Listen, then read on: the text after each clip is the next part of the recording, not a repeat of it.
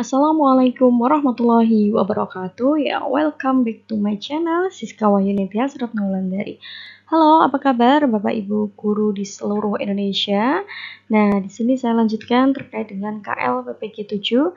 Hanya saja nanti soalnya singkat saja ya, sesuai dengan kisi-kisinya tertulis ada 3 kompetensi lulusan. Berarti nanti saya berikan contoh 3 itu tadi. Nah, di sini untuk Bapak Ibu guru yang belum klik tombol subscribe, untuk silakan terlebih dahulu diklik ya, dan kemudian aktifkan loncengnya agar selalu mendapatkan notif dari saya, dan bisa juga segera mengikuti tryout yang ada di linknya sudah saya lampirkan di deskripsi KL PPG 6. Jadi video sebelumnya.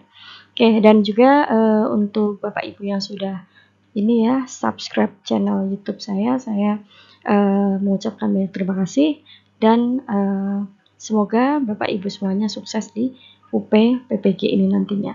Ya, kita langsung ke slide berikutnya. Nah, di sini seperti yang saya sampaikan di KLPPG 7 ada komponen kompetensinya 3. Ada perencanaan pembelajaran, kemudian ada pelaksanaan pembelajaran, dan ada evaluasi terhadap pembelajaran. Dan di sini sudah disampaikan soalnya akan berupa PCK semua atau pedagogi content knowledge. Nah, ini nanti terdiri dari ini subkompetensi lulusannya sudah tercantumkan di sini. Pembahasannya akan seputar pembelajaran secara berkelanjutan. Nah, ini sama semuanya. Oke, kita langsung ke soal saja. Nah, di soal yang pertama, bagaimana guru dapat melakukan refleksi? Nah, ini ya, melakukan refleksi secara komprehensif terhadap konten, pedagogi, dan juga teknologi. Dalam apa? Di sini yang pertama, merencanakan pembelajaran untuk meningkatkan kualitas pembelajaran secara berkelanjutan. Apakah dengan menilai hanya sejauh mana peserta didik memahami materi? Nah, ataukah menganalisis efektivitas penggunaan teknologi? Nah, tapi di sini ada kata tanpa. Nah, sehingga tidak. Kemudian mengevaluasi sejauh mana materi pembelajaran sesuai dengan kurikulumnya. Kemudian memilih strategi pengajaran yang relevan dan memanfaatkan teknologi sesuai kebutuhan. Atau di sini fokus pada penggunaan metode pengajaran, tapi di sini tanpa juga. Nah, sehingga bukan. Dan memang yang lebih tepat dan secara detail ini adalah yang C. Di C ini sudah ada evaluasi, di mana mengevaluasinya itu sampai pada pembelajaran yang disesuaikan dengan kurikulumnya, kemudian memilih strategi pengajaran yang tentunya relevan dan juga memanfaatkan teknologi sesuai dengan kebutuhannya. Itu ya untuk soal yang pertama. Oke, kita lanjut ke soal berikutnya. Nah, di soal nomor 2, seorang guru sedang melakukan refleksi secara komprehensif. Nah, ini melakukan sebuah refleksi terhadap konten, pedagogi, dan juga teknologi. Dalam apa? Pembelajaran untuk meningkatkan kualitas pembelajaran secara berkelanjutan. Nah, berikut ini pertanyaannya. Nah, bagaimana guru dapat memastikan refleksi komprehensif terhadap konten, pedagogi, dan teknologi untuk meningkatkan kualitas pembelajaran secara berkelanjutan? Apakah dengan menggunakan metode pengajaran yang telah terbukti selama bertahun-tahun gitu, tanpa pengubahan pendekatan? Nah, ini menolak kan berarti ya. Kemudian, ataukah menilai hanya sejauh mana peserta didik dapat mengingat? Nah, ini mengingat informasi yang disampaikan. Hanya sampai pada tahap itu. Kemudian yang di sini mengevaluasi penggunaan teknologi. Nah, tapi ini masalahnya tanpa mempertimbangkan. Kenapa?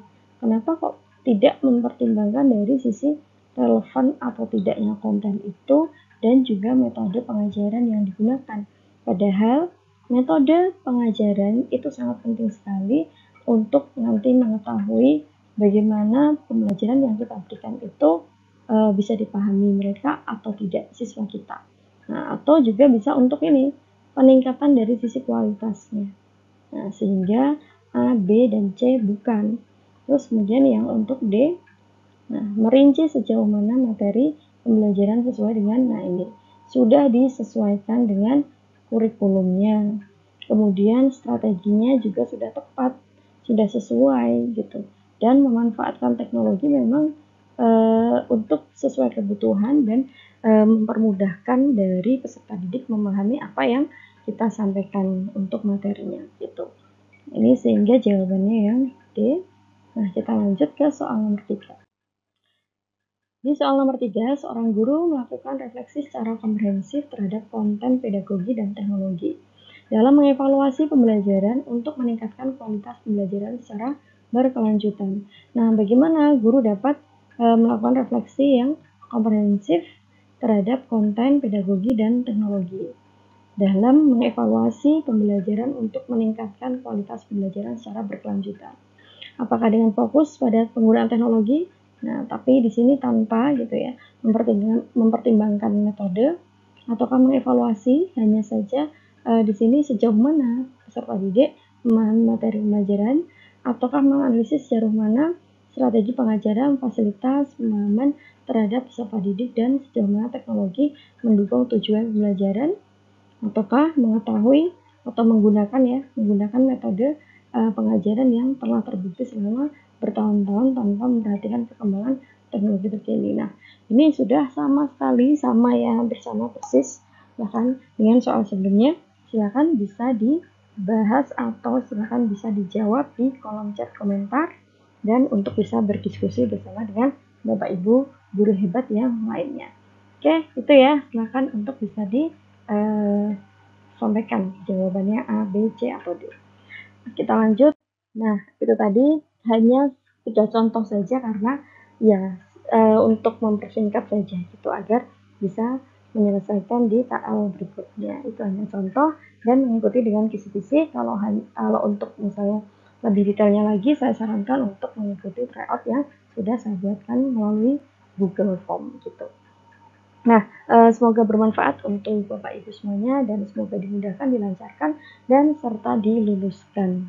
Dan silakan boleh untuk di-share ke teman-teman mungkin yang sama-sama berjuang atau akan berjuang sehingga nanti menambahkan kesuksesan untuk Bapak Ibu semuanya. Okay, thank you very much for your nice attention and don't forget for like, comment, subscribe, and share. Oke, sekian. Terima kasih. Wassalamualaikum warahmatullahi wabarakatuh.